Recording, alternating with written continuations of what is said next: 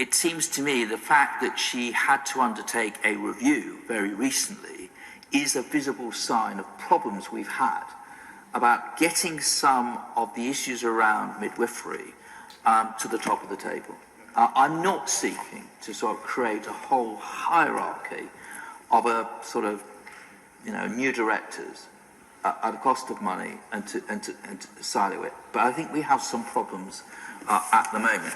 Now, my lords, this was raised in the other place when they debated this order, because, my lords, clearly, I actually think there is a case for there to be a chief midwifery officer at government level.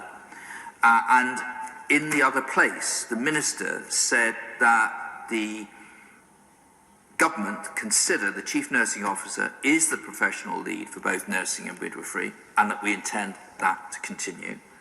That role is supported by the head of maternity in NHS England, which will continue to be the case. There will be regional maternity leads and a deputy regional maternity lead in each of the 4 NHS England regions. I must say, I don't like the word maternity lead.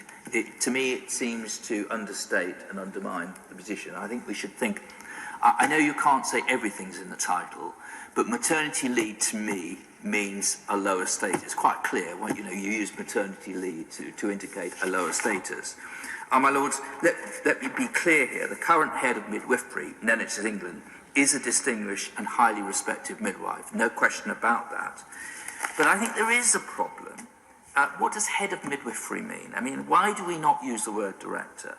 There is an issue about authority, status, and at the end of the day, as I understand it, the head of midwifery is the head of profession in England. And I really do think that NHS England should recognise that in terms of the title and position of that person.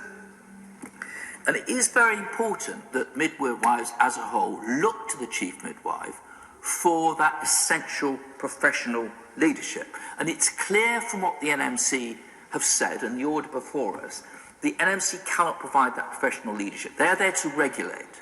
So we need strong professional leadership. So, my lords, I hope that the noble lord, the minister, will give this some further consideration. I'm not seeking to create a whole new edifice.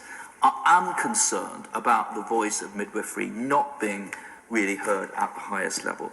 Now, that then brings me, my lords, to the proposed abolition of the Midwifery Committee. Now, again, my lords, I'm the last person to believe that if you have a committee, everything is well. And of course, I understand entirely why the NMC don't like the statutory Midwifery Committee. I completely get that. No chief executive of any body ever likes to have a statutory committee, particularly if the other bits of the area they're regulating don't have a statutory committee. We all understand that.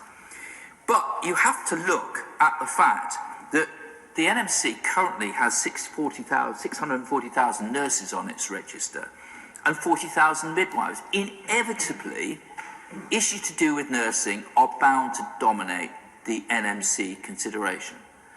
And so the benefit of having a statutory committee is, again, to give some kind of protection and sort of recognition that midwifery does need to have some consideration within this very large regulatory body. Now, my lords, we've had, as a result of discussions, and I'm grateful to the NMC, I mean, they've given various assurances about their strategic midwifery panel and the number of advisors they have appointed. I think, my lords, what I want to put to the minister is this. Can he ensure that Parliament is kept informed of the work of the NMC, and particular about how they are going to ensure that they are fully advised on midwifery matters by the new arrangements? My lords, he said earlier in his wind-up that the NMC will keep these matters under review. I think he referred to the new disciplinary procedures, but he took that to mean in general these arrangements. I think under review, my lords, means in sort of governance and quango land. It's not a really high status, and suggests, my lords, that, and I just wonder if he could if you could ensure at the very least the NMC does report to Parliament on a regular basis on how they are ensuring that issues in relation to midwifery are fully heard by the Council. Let me say this, my Lords, in conclusion. In bringing this motion, I do not seek to criticise the NMC. I believe the current Chief Executive inherited a mammoth challenge. I've been impressed with the progress she has made. But I do think the distinctive role of midwifery should be recognised, particularly at a time of extreme pressure on the profession. It's important we don't dissipate its voice. I would welcome some reassurance from the Minister, and I beg to move my amendment. The original